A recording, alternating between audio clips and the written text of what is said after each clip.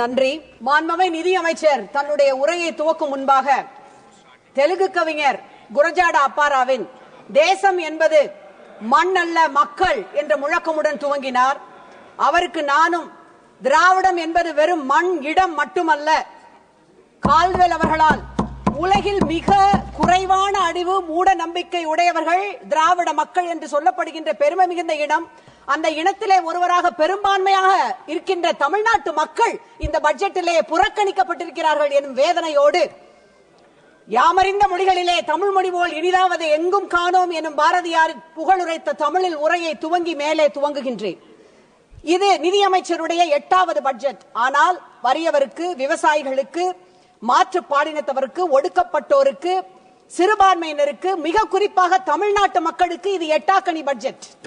Water water everywhere, not a drop to drink. கால்ரஜின் புகழ் பெற்ற வரிகள். சுற்றிலும் தண்ணீர், ஆனால் குடிப்பதற்கு ஒரு சொட்டு தண்ணீர் கூட இல்லை.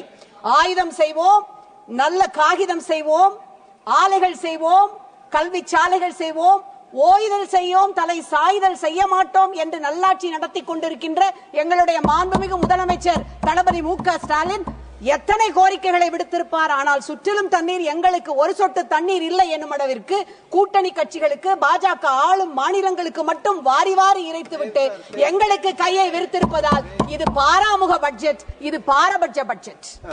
தலைவர் அவர்களே, உலகமெங்கும் பட்ஜெட் எப்படி தாக்கல் செய்யப்படுகிறது என்பதை கொஞ்சம் நினைத்து பாருங்கள். கனடாவும் ஜெர்மனியும் தன்னுடைய வரவு செலவினங்களில் கணிசமான பகுதியை சமூக நல பாதுகாப்பிற்கு, குழந்தைகள் நல மேம்பாட்டிற்கு, திறன் மேம்பாட்டிற்கு ஒதுக்குகின்றன.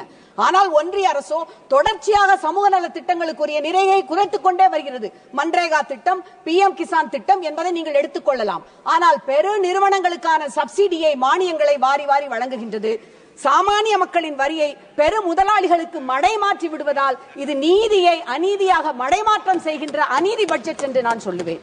Of all the countries to improve their public governance and finance, நீங்கள் எடுத்துக்கொண்டீர்கள் என்றால் புதுமையான பட்ஜெட்டை தாக்கல் செய்கின்றனர். பிரேசில் தன்னுடைய நாட்டு குடிமக்களுக்கு முனிசிபாலிட்டி எக்ஸ்பென்சஸை தெரிவு செய்வதற்கான வாக்களிக்கின்ற உரிமையை அளிக்கின்றது.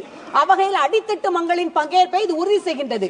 எங்களுடைய முத்தமிழறிஞர் தலைவர் கலைஞர் ஒவ்வொரு முறை பட்ஜெட் தாக்கல் செய்யும் பொழுதும் சிறு குறு வியாபாரிகளை, நடைபாதை ஓர வியாபாரிகளை அழைத்து பேசி பட்ஜெட்டை முடிவு செய்ததை நான் இங்கே நினைக்கின்றேன். விவசாயிகளுக்கு என்று தனியாக ஒரு பட்ஜெட்டை எங்களுடைய மாநில முதலமைச்சர் M.K. ஸ்டாலின் அவர்கள் தருகின்றார்.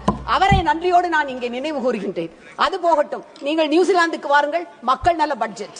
அதற்கு அடுத்து நீங்கள் நார்வேக்கு வந்தீர்கள் என்றால் சுற்றுச்சூழல், செயல்திறன் அடிப்படையிலான பட்ஜெட். நெதர்லாண்ட்ஸோ என்ன செய்கிறது என்றால் அவுட்கம் பேஸ்ட் பட்ஜெட். அதாவது உங்களுடைய பொறுப்பு கூறல், ரெஸ்பான்சிபிலிட்டியை உறுதி செய்து உங்களுடைய செயல்திறனுக்கு ஏற்ப நிதியை வழங்குவது, உரிமையோடு நிதியை கேட்டு பெறுவது.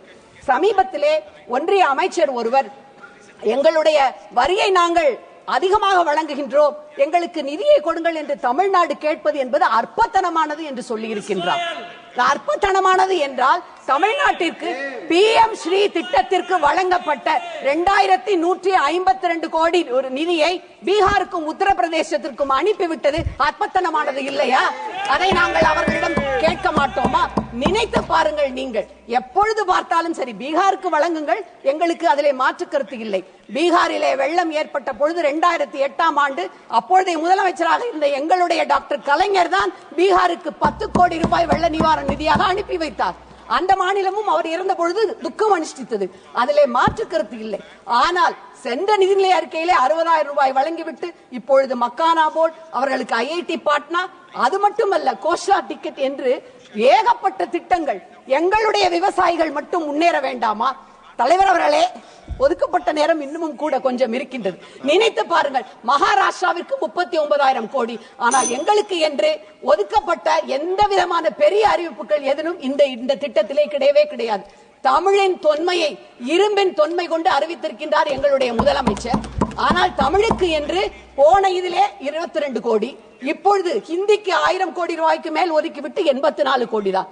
அன்பிற்குரிய பேரவை தலைவர் அவர்களே, இவர்களுடைய எக்கனாமிக் சர்வேயை எடுத்துக்கொள்ளுங்கள். தமிழ்நாடு 56% தேசிய GDP விட அதிகம் என்று சொல்லுகின்றது. தமிழ்நாடு 9% GDPக்கு பங்களிக்கிறது என்று சொல்லுகின்றது. கல்வி மருத்துவம் 2 minutes கல்வி மருத்துவம் அனைத்து துறைகளிலும் தரவரிசை பட்டியலிலே தமிழ்நாடு முதல் இடத்தில் 3 இடங்களில் வைக்கின்றது. வஞ்சித்தால் எப்படி நியாயம்? உங்களுடைய எக்கனாமிக் சர்வேயினுடைய பிரிஃபேஸில் ஸ்பார்டன்ஸ் என்று சொல்லப்படுகின்ற வீரர்களுடைய ஒரு கொட்டேஷனை அரசு பதிந்திருக்கின்றது. அது என்னவென்றால், the more you sweat for peace, the less you bleed in war. உங்களுக்கு நான் அதனையே மாற்றி சொல்லுவேன், the more you sweat in inclusive politics, the less you bleed in economic progress.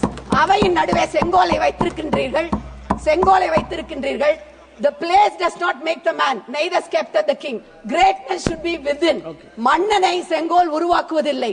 அரும்பெரும் நற்குணங்கள் உள்ளிருந்து வர வேண்டும். மக்களாட்சியின் மாண்புகளோடு கூட்டாட்சி தத்துவத்தை உணர்ந்து கொண்டு பிளவுவாத அரசியலை விடுத்து மதவாத அரசியலை முன்னெடுங்கள். நாடு நலம் பெறும், மக்கள் செழிப்புற்று மகிழ்ச்சியோடு வாழ்வார்கள். திரு உதய் ஸ்ரீனிவாஸ்